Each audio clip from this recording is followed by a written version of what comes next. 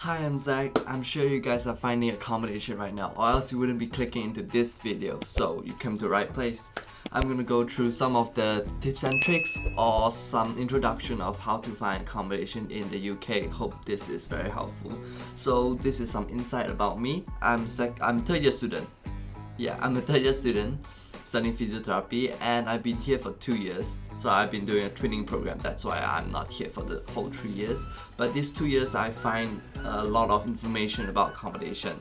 I visited a friend's place, I heard a lot about other facilities and prices as well. I stumbled upon a lot of good location for accommodation as well. So I'm going to talk about location, prices, facilities, type of rooms, and also type of accommodation. So let's get right into it. Okay, so first of all, type of accommodation. There's two very popular options here. One is student accommodation or student flat, and there is houses. So let me just go through this. Student accommodation is somewhere that organization or the university itself, they prepare rooms for students to go in and to stay. So it is perfectly tailored for students. And houses is just generally people who want to rent it out to students or to people around. So you can get different housemate inside the house, maybe someone who's working, someone who's students, and yeah, just different kind of people. But in student flat, that's only student. So let me just introduce the benefit of staying in student accommodation. There will be securities, there will have people who help you to manage the house tax, because student doesn't have to pay the house tax or council tax, and also manage the bills. So it is included, and also they have maintenance as well, such as you have a broken light bulb or a broken socket, they can come over and help you to fix it. But in terms of staying in the house, you wouldn't have this kind of benefit. But in terms of that, staying in the house is much more cheaper most of the time, and you have a bigger space to yourself, and you can have a lot of different location in different places. It can be very near to city center or very quiet place, or it's very near to the university as well. Secondly, let's talk about size of accommodation. So there's flats, there's studio type, and there's houses. We have ensuite, which is the type of room that have a toilet, or non-ensuite, which is the one who don't have a toilet attached to it, and studio, which is the one with your own toilet, your own living room, your own kitchen, and also your own bed space. And for those, you might have some problem with the food smell going onto your bed or your clothes, because that's normally it's all in one room. Other than that, flats can have 2 rooms flat, 3 rooms flat, and up to 6 room flat. In terms of this, you need to share kitchen with the people you stay with. So if you can imagine, like if you stay with 6 people, you need to share the kitchen with 6 people. But normally the kitchen could be very big, but if imagine there's 6 people using it, it might be very dirty, it might not, but you have the risk of having some bad flatmates that just gonna dirty the whole place. So here comes the crucial part, which is the most important point, and I think everyone will consider this unless you're super rich. It's the price. So I'm staying in Sheffield, and Sheffield, the price range isn't that high for accommodation, which is around 70 to 300 per week, and this is just kind of pretty low in the UK, I would say. And in 70 you just get the most budget facilities, the budget range, smaller rooms, smaller bed size, lesser services, and also it might be a bit dirty or old, or probably outskirts of the city center.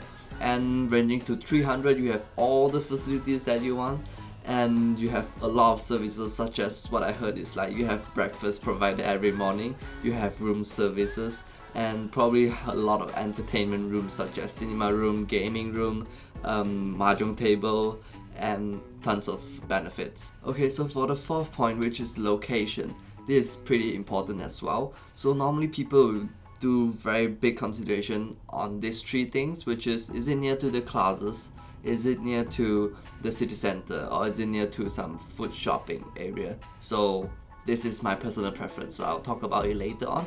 Near to the classes, I think everyone will consider this, right?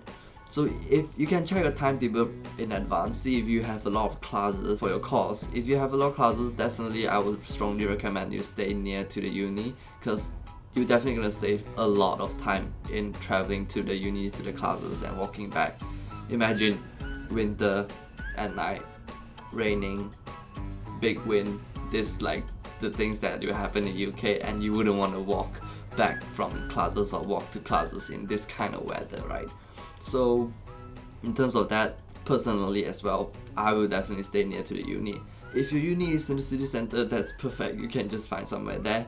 If not, you need to choose between the city center or the uni, because city center is somewhere that everything happens. You have all the entertainment, you have banks, you can have shopping center, shops as well, and some of the cities have a lot of events, such as Sheffield. They have like Pollen Market, they have Christmas Market, they have Halloween events and stuff like that. It's still really depending on you. Personally, I'm someone who likes to cook a lot and also save money. So if you buy stuff over here and cook by yourself, you can save tons of money than going out every time. So for me, I calculated my meals that I cook will be around £1 per meal. But if you eat outside, generally will be at least £6 and above. This is for Sheffield, but Sheffield is considered cheap. So in other big cities, it could be £9 or £10 and above. So this is something you can consider. If you want to buy a lot of stuff like me to cook, you definitely want to stay somewhere near, because the food is heavy, especially like 2 liters milk, a few chicken breasts and chicken thigh. It's gonna be like a few kg over there. You don't want to carry all the way back unless you got a car or bicycle, which makes it a lot easier. So lastly, I'm gonna talk about facilities, and this is something that you can just see from the website itself, but I'd just like to briefly introduce what type of facilities you can look for and what type you can expect, and maybe with some expectation you will know what you want to get. And first of all, I'm gonna start with the cheapest price range. You definitely get the least facilities, but if you have more budget or you stay in student accommodation, they normally provide some of the facilities, such as a small courtyard for you to just picnic or chill or just wait for your friends, kinda, at least it looks good. And they have a reception, a common area, and you probably can have a place to study there. And if you have a higher budget, they probably have a bigger study area or study room for you to do it. So if the library is too packed, that is somewhere that you can consider. And if you're a gym person who don't like to walk far, so accommodation gym is always the best to choose. So you want to choose the one with a gym, but you also want to see what facilities in the gym, because some of the gym, the accommodation, they don't really maintain, so it's not really useful. But with a good gym, for me, I'm someone who would like to do sports, that will be a really nice benefit that I'll look for. And in terms of higher prices, you can have entertainment room, like what I mentioned, movie theater, and even an indoor basketball court. That's insane. That's what I see before, and yeah, I can't really believe. But if you have budget, that's something that you can expect to find in accommodation. Yeah, I almost forgot about laundry room. This is quite an important bit, and it's something that I just picked up myself, because I got a friend. Her laundry room is somewhere across the road, which is very inconvenient. This is something that you might want to look out for. So imagine it's so far away, you need to walk past the road every time to clean your clothes. It's basically gonna happen at least 2 weeks time, right? So this is really convenient, but the most convenient one is just downstairs, so you might want to have a check of that thing. So there are my 5 categories of things that I want to share, and it depends what type of person you are. So from all these 5, I'm gonna repeat again: facilities, price, location, type of accommodation, and also size of flat or size of accommodation. So depends which type of person you are to prioritize these 5 things. You can write it down and see which one is your first top 3 option that you wanna consider. So like, you consider price first, you want it to be the cheapest. So just range out how much is your budget, so you just find accommodation around that budget, and also only tailor to your second choice, which is, so for example, which is location.